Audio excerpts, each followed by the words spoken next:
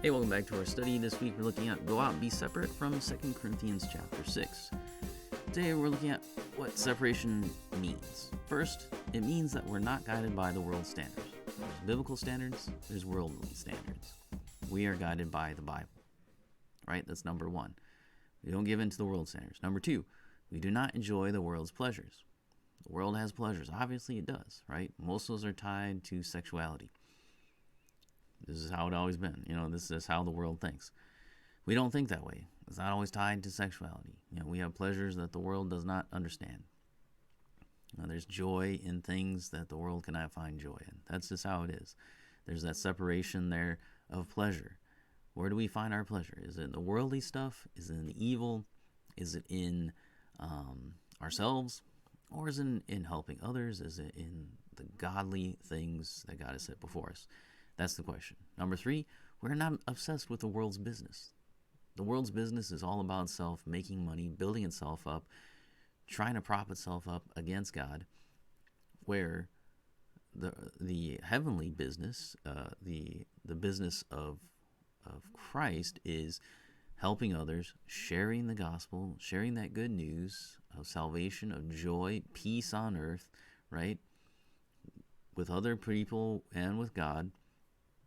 That's the idea. That's the Christian business is different from the worldly business, because it functions differently, and the purpose is different too. The end goal is different for a Christian business compared to a worldly business. So we're not obsessed with the world's business, what they're doing, what they're trying to do, what they're trying to accomplish at this time. So there's that separation there. We're not obsessed with that stuff. Now we might use that to our advantage. But that's not what we're about.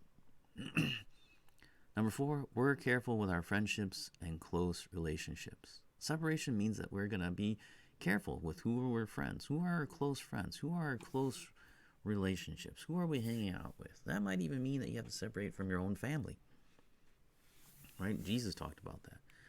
You have to be willing to say that my family's dead because, they're unwilling and are trying to force you to go against God.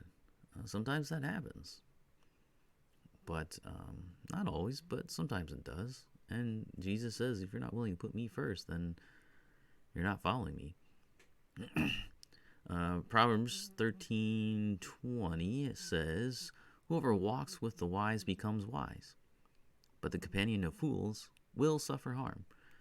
So that's just kind of a general proverb, a general principle there. If you're going to hang out with a bunch of idiots, a bunch of fools, guess what? You're going to suffer harm. But if you walk with wise people, you're going to experience the benefits of that wisdom. You will become wise yourself, and you will enjoy that. So the idea is that when we're separate from the world, we have to be careful who our close ties are with. That's what this whole passage in 2 Corinthians is all about, not being yoked together. It doesn't just mean marriage. It means about everything. Where are you hitching your, I don't want to go there because, never mind. But, what are you tying yourself to?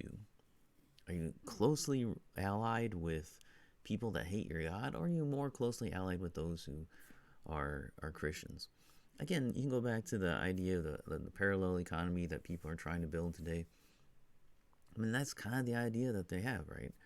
Is that, do you want to tie yourself to a business, a giant corporation that hates God, that is doing things that are against God? Or should you tie yourself to people who love the Lord and are trying to serve Him with their money and their products? And, it makes sense to more closely tie yourself to those who love the Lord.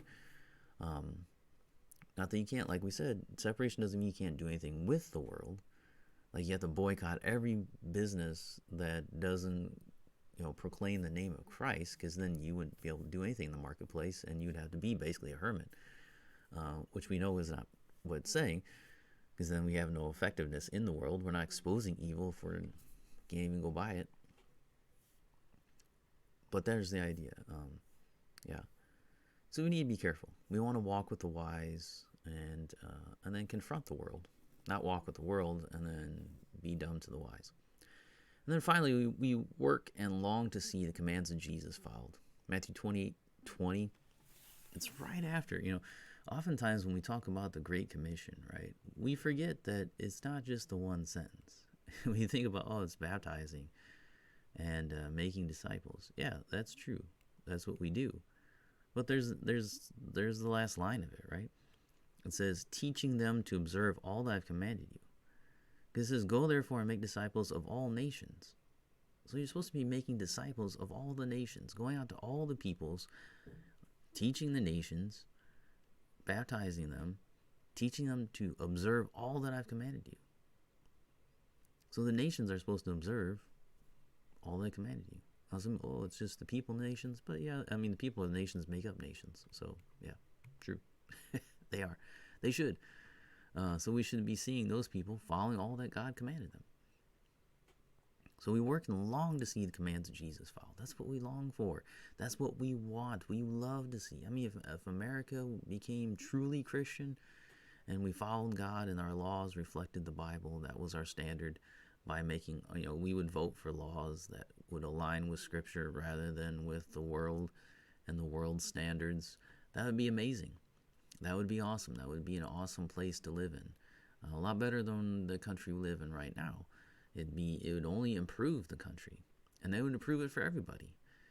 Because living in a truly Christian nation would help everyone. Whether you are in the world or in the kingdom of light, it would be a benefit for everyone.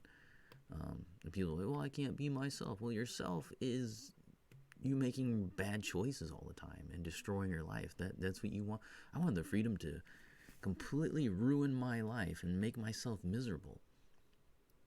Like, yeah, you can still do that in a Christian nation, but,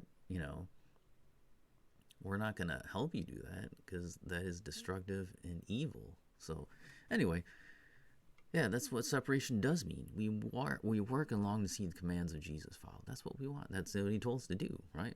So that's what we should long to see. Not to be like, well, the world is horrible, and so, where did you think the Christians come from? The world. They come out from the world. They go out and be separate from it. But they're in it right now. So how are you going to find these other believers if you don't go to that place? Where you don't long to see them come out of there. People got some weird ideas. It's like, well, you have to go to the world in order to have the Christians come out of it. That's where they're coming from. Anyway, next time we'll take a look at how we have victory and then apply this to ourselves. So come back for the last episode of this lesson.